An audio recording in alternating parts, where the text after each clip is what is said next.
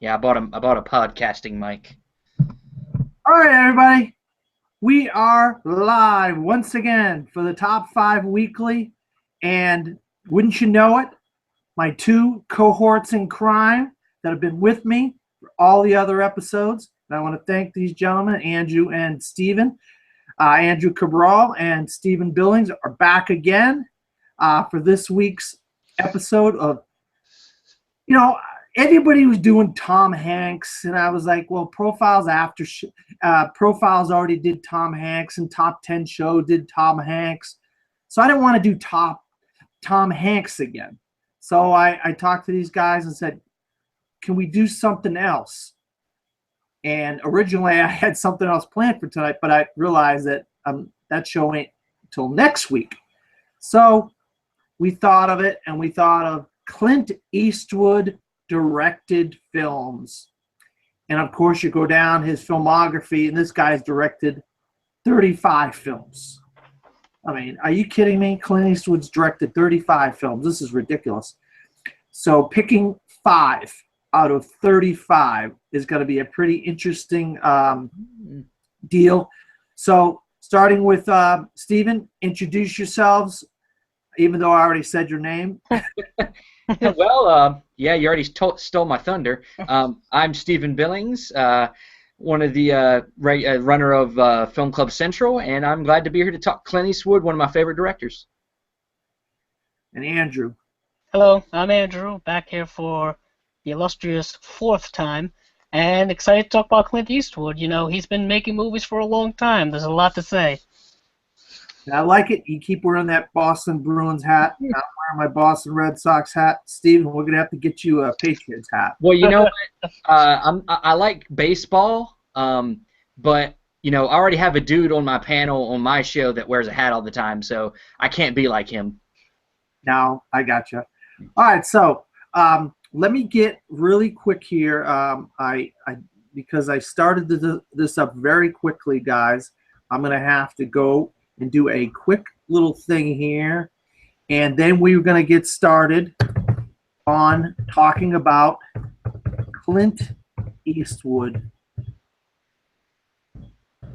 film. So give me just 1 second, and I will be right with you here. All right, here we go. Of course, we have Clint Eastwood, Clinton, as his birth name. Eastwood Jr. is an American actor, filmmaker, musician, and political figure. After earning success in the Western TV series Rawhide, he rose to international fame with his roles in such films as Man with No Name in the Sergio Leone's Dollars trilogy of the spaghetti westerns during the 1960s, and as an anti-hero, Harry Callahan in the Harry films throughout the 70s and 80s. Those roles, among others, have made Eastwood an enduring cultural icon of masculinity. Of course, he is one of the greatest directors. Along with his TV acting and movie acting career, he directed so many great movies. Movies like Unforgiven, $1 Million Baby, Any Which Way But Loose, and so many more. Play Misty for Me was his very first movie he directed. The Bridges of Madison County, In the Line of Fire, Gran Torino. I mean, He did not direct In the Line of Fire. Oh, my bad. It's saying it here. I apologize. I'm reading Wolfgang Peterson. It's Wolfgang Peterson. All right, that's my fault. I'm reading a biography on him, so I made that mistake. All right, we're going to stop reading that biography now. So starting with Stephen, we're going to get into our top 5 Clint Eastwood directed films. Now, we could be here all night really talking about Clint Eastwood, but we're not going to. We limit it on this show to 5, and hopefully that'll make the show go a little faster. So, Stephen, go ahead. Well, I'm starting with one. My number 5 is one I think that might not even be on anybody else's list. You know how I am. I'm a wild card. I'm going to pick something totally off wall. My number 5 is Heartbreak Ridge, 1986.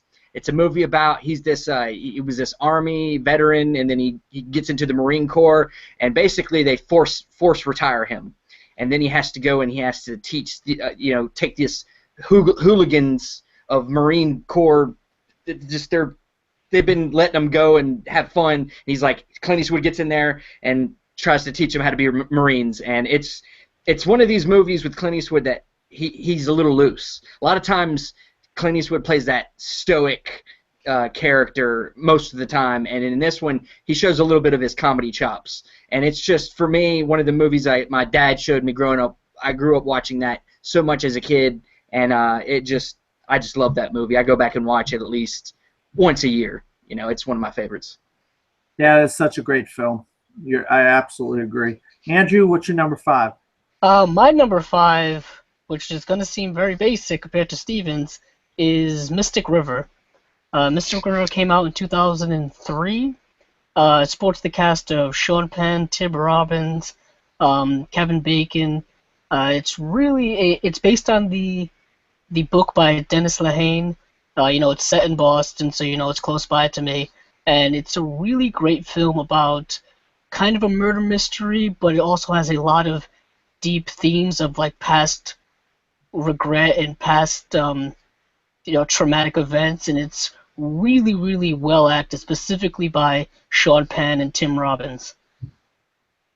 All right, well, I'm going to get into my 5th in a second here, but Andrew, I think you saw that both Stephen and I gave you a funny face when you said Mystic River was your 5th. So we'll leave that for later. You said it was basic. No, it's basic compared to yours. Yeah. All right. I had a really hard time with my number 5, and because I didn't want to copy something that we had did in previous weeks on our boxing show, I decided to leave off $1 Million Baby off of my list, even though I really wanted to put it on my list. So instead of going with $1 Million Baby, I'm going to go with The Bridges of Madison County. Now, this is based on a worldwide best-selling novel, and it's a love affair. It's got Clint Eastwood, it's got Meryl Streep, it's the kind of movie that you see Meryl Streep in a lot. You don't see Clint Eastwood in these kinds of romantic kind of movies, but he directed it. And once again, he puts himself in his own movies. A lot of the times he puts himself in his own movies. Probably like 1 out of every 3 movies he directs, he puts himself in it. Lately, he hasn't been putting himself in his own movies. But this is one of the earlier ones that he directed. I believe it came out in the 80s. If I'm not mistaken, it came out in the 80s, guys. Yeah, I'm pretty sure, yeah. And yeah, actually 1995. I'm mistaken about that. 1995.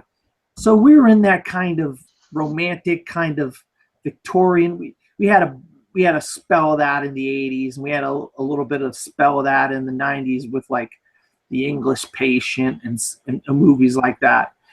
But wow, it's just such a slow burn. It's just such a slow kind of. It's not for everybody, The Bridges of Madison County, but women out there, they swooned when it came to this movie. They loved this book, and when the movie came out, it got a lot of critical acclaim and Oscar nominations. I don't think it got any Oscar wins, or it doesn't have many if it did, but it was one of the best of 1995. So that was my number 5, because I decided I'm going to keep $1 Million Baby off my list. I just didn't want to put that on there since we already talked about it in our boxing movies, even though I didn't have it on my list. Steven had it on his list. All right, going back to Steven, what's your number 4, Steven? Well, I was the same way with you. I decided to keep $1 Million Baby off my list. It probably would have been my number 5. My number 4 is one that really got me kind of interested. I love movies that like get you interested in something that you weren't previously interested in, like something like Ratatouille got me really interested in cooking. This movie got me interested in rugby, and that's Invictus. Morgan Freeman, Matt Damon. Basically, it's about Nelson Mandela, who has just, he's been let out of prison, and he is now the president of South Africa. And basically, he needs to find a way to get the people behind some of the things he's trying to do, and get the people in South Africa together. He enlists the captain of the rugby team, who is, they're called the Springboks or something like that, I think. And he enlists him to try to help wants him to win, and wants him to, get his team together and win for South Africa. And it's just a really great performances all around. Matt Damon and Morgan Freeman as Nelson Mandela. And I just really love this movie. This movie got me in. Love rugby and got me to watch a little bit of rugby, and it's just a good film, just an all-around good film. All right, Andrew. Yeah, Invictus is a good choice. I find it to be a very underrated film, Yes. specifically for Clint Eastwood. Also, Morgan Freeman is fantastic.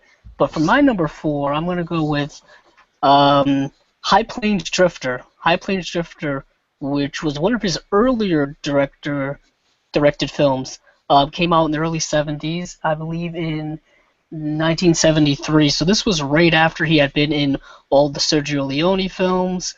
So he took a lot of elements from that and transported it into his form of the Western, and it's this really kind of dark and almost mysterious Western where it's kind of like High Noon, but his version of High Noon, which is a very rated R version of High Noon, and it's really fantastic if you like kind of gritty Westerns from the 1970s.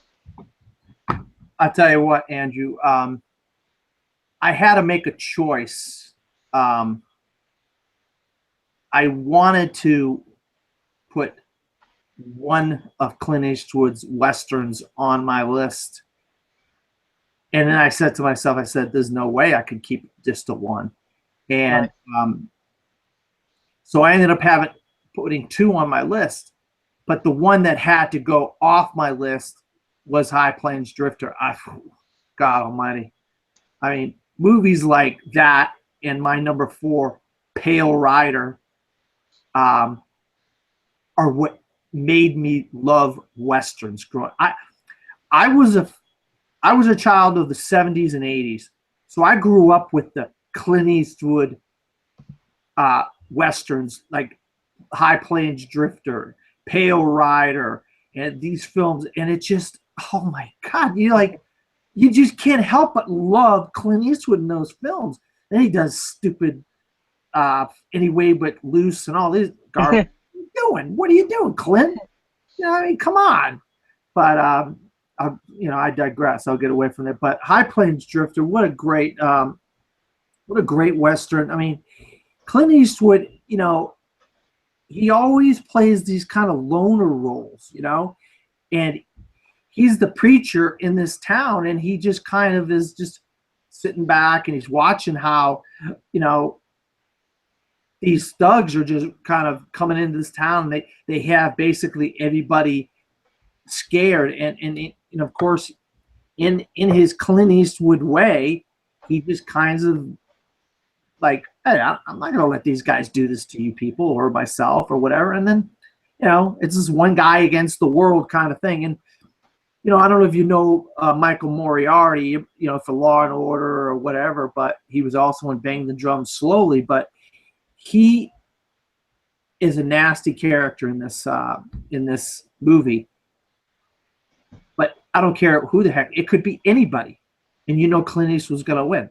And I could watch Pale Rider 100 times, and I'm still going to love the preacher, and I'm going to love the character that he plays. And he's played this character in so many movies, but I still love him for it. So that's my number 4, Pale Rider.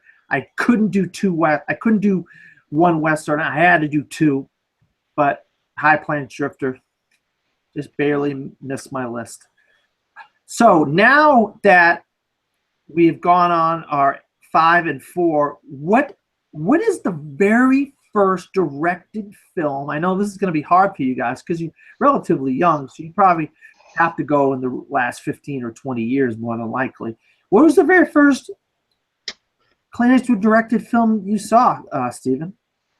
Probably I'm gonna say probably Unforgiven. I'm pretty sure it's actually one of the first DVDs I owned was Unforgiven, and it's just a classic Western. I don't want to talk too much about it now, but it's got to be between that or maybe one of his earlier like early 2000 films like a Mystic River. But I'm pretty sure it was Unforgiven. Was the first time I saw one of his directed films. Andrew? I'll say I saw him as an actor way before I saw him as a director. But as a director, I had to have been Million Dollar Baby. You know, came out in 2004. I was probably around 17, 18 at the time. So I remember watching it on some television channel, and that was kind of the first time where I knew that he was both a director and an actor. You know, I kind of only knew him as an actor. Yeah, both good choices, of course. Actually, let me butt in. Let me change it. I thought about it more. It's probably Every Which Way But Loose. It's probably the first time I saw him at directed films. Like I think that's probably the first time because my dad, as that and Heartbreak Ridge were the two that my dad showed me a lot as a kid. So No, you should have stuck with Unforgiven. I know, but that's the truth though. We're trying to tell the truth here, and that's probably the one I saw first. Yeah, you're right. We're trying to tell the truth. I'm a little bit older than you guys, and I'll tell you what. A little bit. I actually saw Clint Eastwood's very first movie he directed, and that's Play Misty for Me. And let me tell you guys, as a fan of Clint Eastwood, this is one of those rare movies where you've never seen Clint Eastwood do this before. You never seen him do this before, or you never seen him do this again.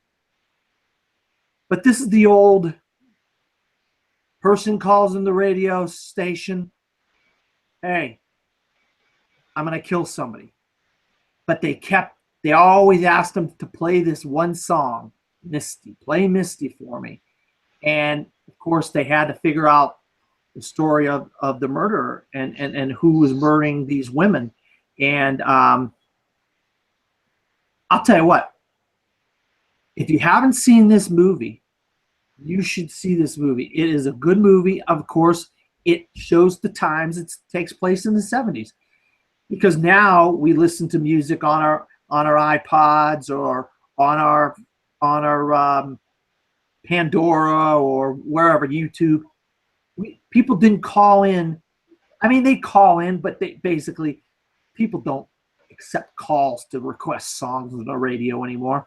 They just have a playlist in front of them. They play the songs based on the playlist that they have in front of them, the VJs do. So this is when people used to call in the radio stations and request songs and stuff.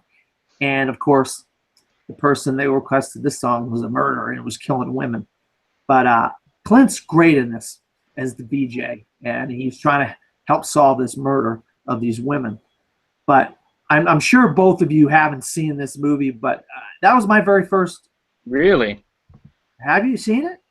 It's been a while, but yeah, I've seen it. Yeah. Oh, okay. I've heard about it, but I have not seen it yet.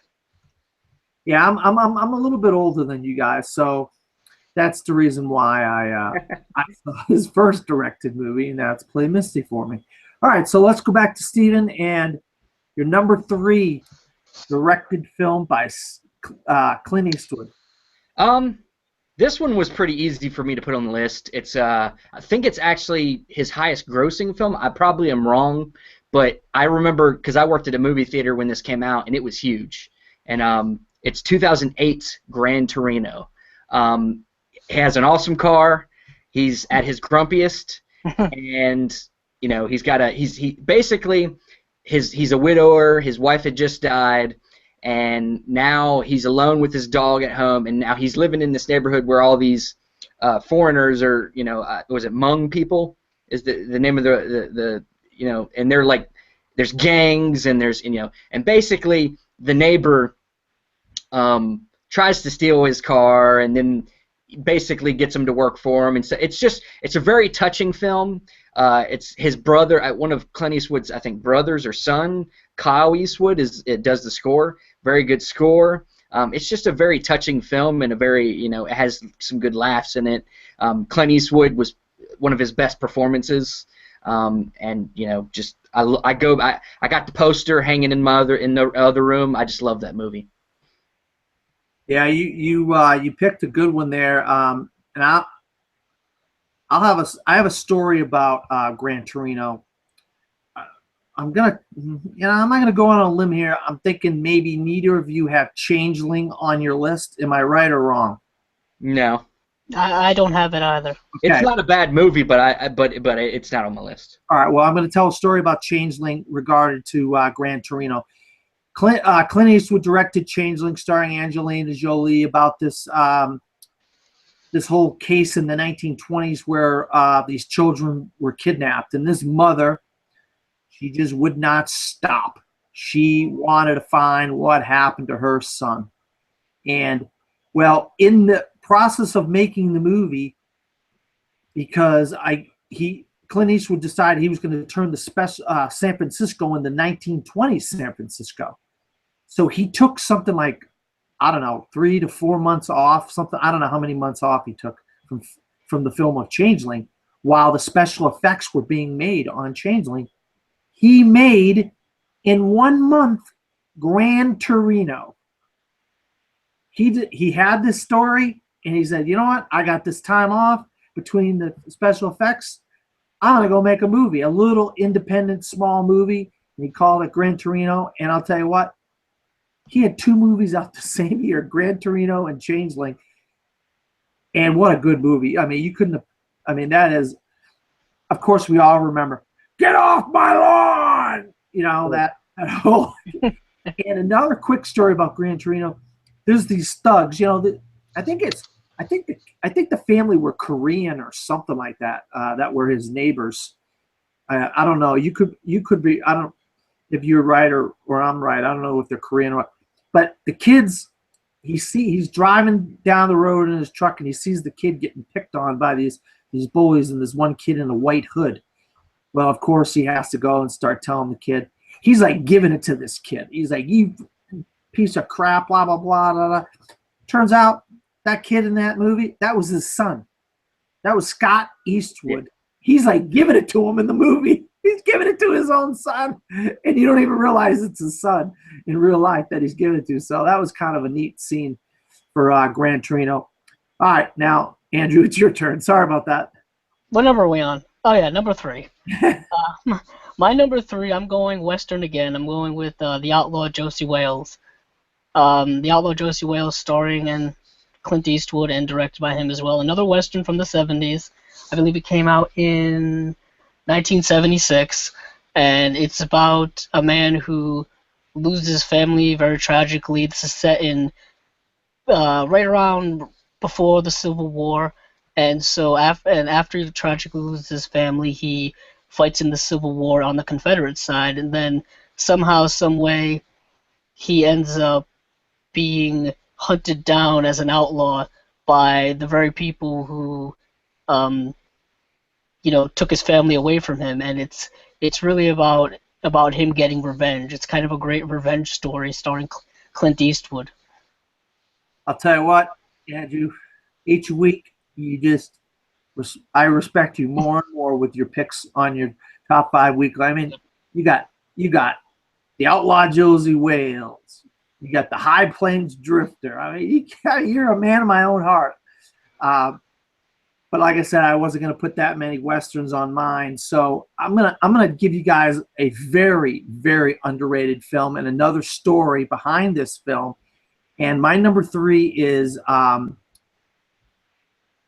Letters from Iwo Jima. All right. Now, Letters from Iwo Jima is like, you have a coin and you have 2 parts of the same coin.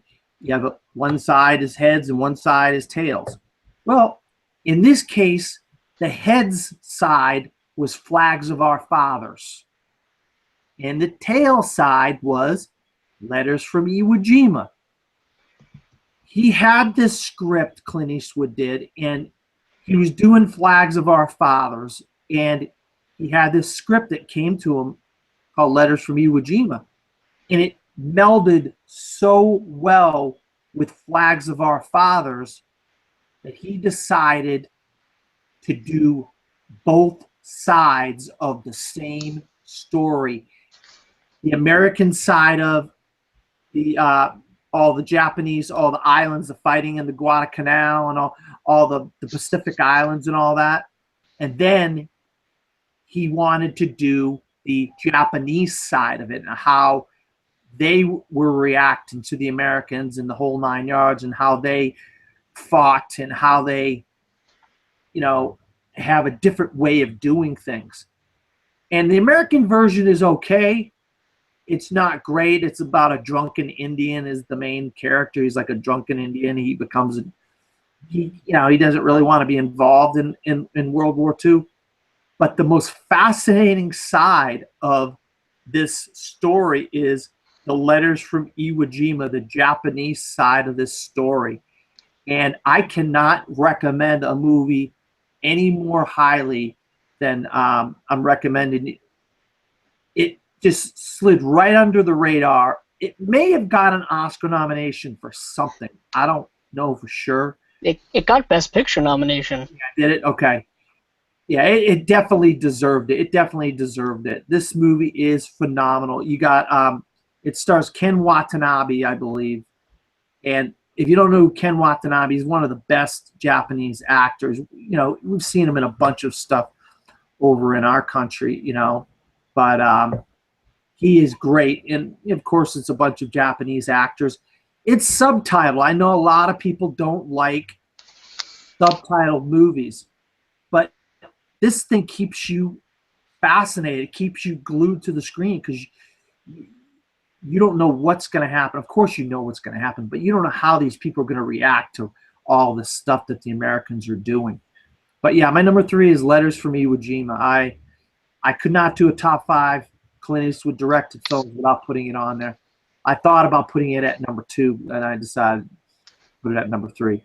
So going back to Steven, what's your number 2? My number 2, and my number 1 are a coin toss, really, honestly. But I decided to go with my heart with my number 1. So my number 2 is we've kind of already mentioned it a little bit, and that's Unforgiven. I decided to pick one Western because we could have almost made best directed Western films by Clint Eastwood list. Like, he's got so many great Westerns, but I decided to go with the one that was his last one, and I feel like was his strongest all-around one. Had some of the best performances of that year. Gene Hackman winning Best Supporting Actor, I think, or he might have just got nominated, but it won Best Picture. He won Best Director. It's considered one of his greatest films ever, and it's a revenge story. You got Morgan Freeman also in it. Again, him and Morgan Freeman work really well together, and it's just such a beautiful looking film. You can go on forever. I'm sure you guys are gonna maybe talk about it too. Steven, I have a feeling you're right about that. Andrew, go ahead. My number 2 is Dan's number 3, and that is Letters from Iwo Jima. I'm a huge history buff. I love studying World War II, watching films about World War II, documentaries World War II, and Letters from Iwo Jima is an amazing film. It is extremely well acted. Ken Watanabe is a fantastic actor. I hope he gets more work.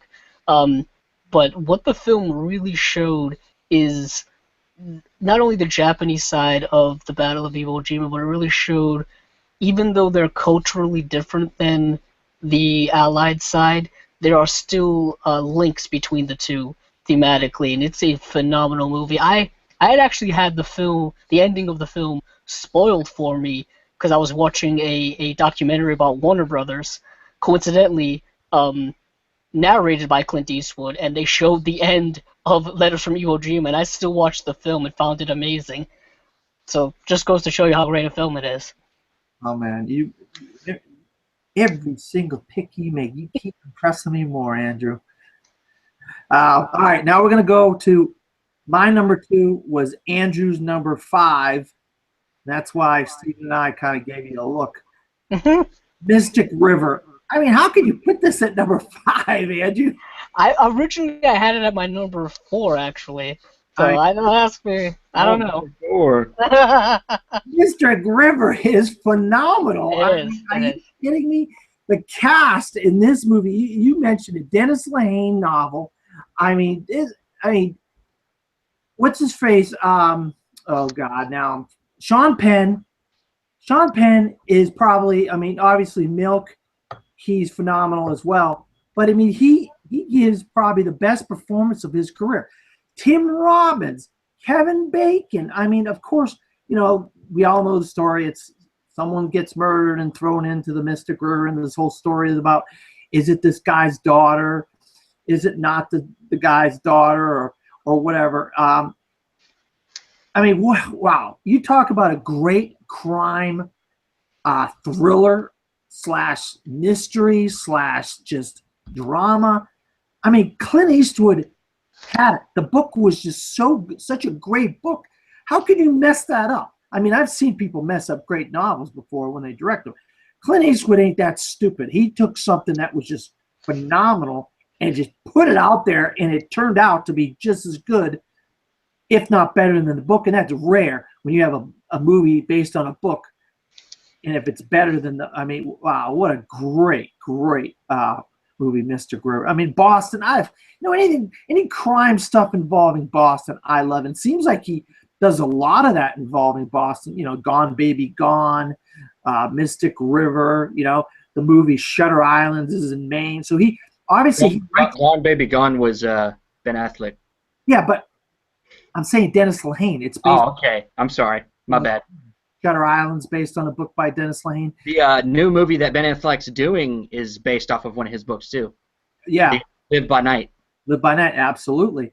So Dennis Lehane seems to like to write his stories in the New England area, which, hey, that's okay with me. I'm a New Englander all the way, so that's cool with me. But, oh, man, Sean Penn, I mean, he's great in Milk, but I don't think I've seen this guy better in his entire career. And Clint Eastwood obviously brought that out. I mean, when he's crying, that's my daughter, you know, at the park when he thinks, you know, that his daughter is dead, you know, or they show him the body or whatever. Just such an emotional scene, you know. I couldn't put Mr. River any lower than number 2.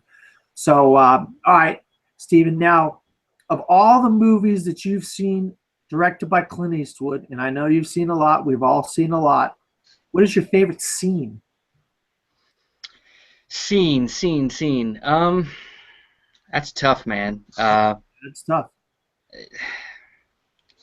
I mean, I love the scene where Clint Eastwood, at the end of Unforgiven, comes into the bar and, you know, just kind of takes control, you know, and just lets people know who's boss. Just that whole scene, and also, of course, the "Get Off My Lawn" scene from Gran Torino is another one that just sticks in your memory. I use that to, you know, it's comedy all the time. You know, get off my lawn. You know, get out of my studio or whatever. You use that all the time, and you know, there's just so many great scenes. He's just got such a presence that probably will never be matched. So it's just, yeah.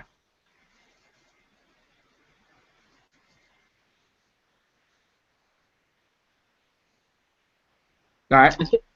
I think we may have lost Dan. Did we lose Dan? I think we may have. I guess I'll continue on with my scene.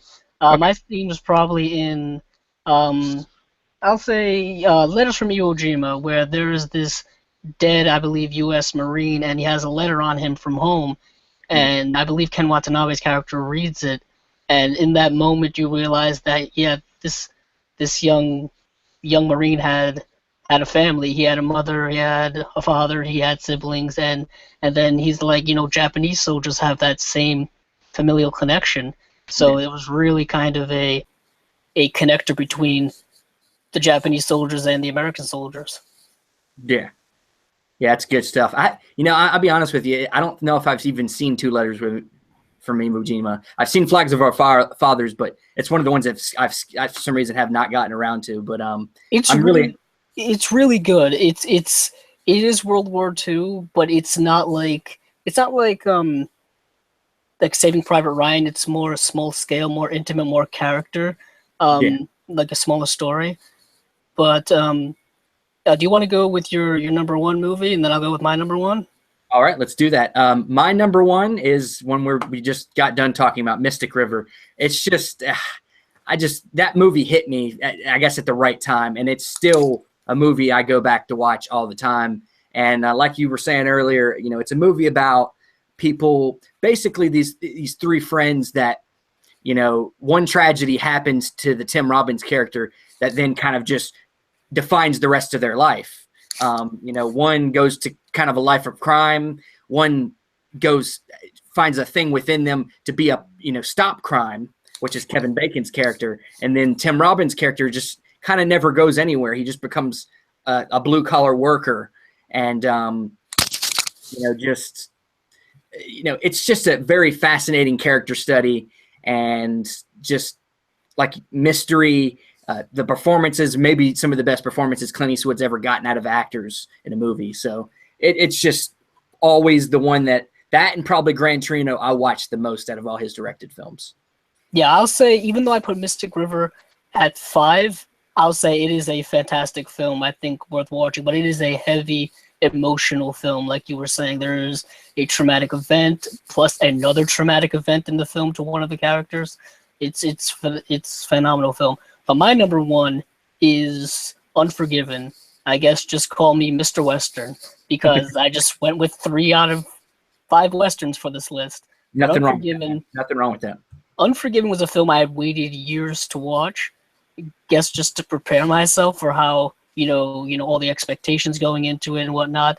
And I find it to be fascinating on so many levels. It's such a dark and gritty Western.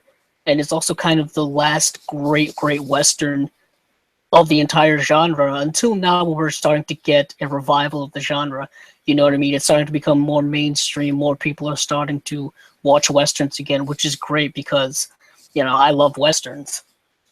Yeah, definitely. Like your Hell and High Water that just came out was a really good Western, modern day, but really good one. Right. Probably the last really good period Western that I can think of off the top of my head is the remake of 3:10 to Yuma. It was a really good Western. Yeah, James Mangold's 3:10 to Yuma is very, very good. And I would suggest people go out see the original 3:10 to Yuma as well. It's a very basic premise, but it was easy to translate that into a modern day remake because of how simple the plot is. Yeah. Well, we lost Dan. Yeah, we did. We lost him. I'm not going to sit here and say that his number one isn't Unforgiven. I'm going to guess that it is because he didn't say it. But we'll let him, maybe he'll write in and, after the show and be able to say his number one. But that's going to be it for this Top 5 Weekly. I want to thank Dan, who's not here. Yeah. Thanks for hosting, and thanks for giving us your list. And Andrew, where can we find you? You can find me on Twitter, Capzilla06, and find my YouTube channel at Capzilla Productions. Cool. I'm Stephen Billings, Film Club Central. You can find me on Facebook, Stephen Billings, Film Club Movie Show. We do also the Not Another Geek podcast and a lot of other stuff. You can also find us on iTunes. That's going to be it for this Top 5 Weekly, guys, and we will see you in the next episode. Thank you.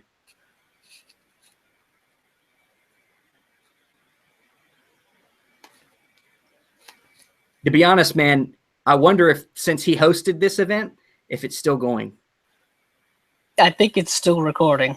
Okay. Hopefully he'll cut this off at the end here. Well, I can cut it off after. Oh, you can do the editing. I can edit it. All right. See you. Cool.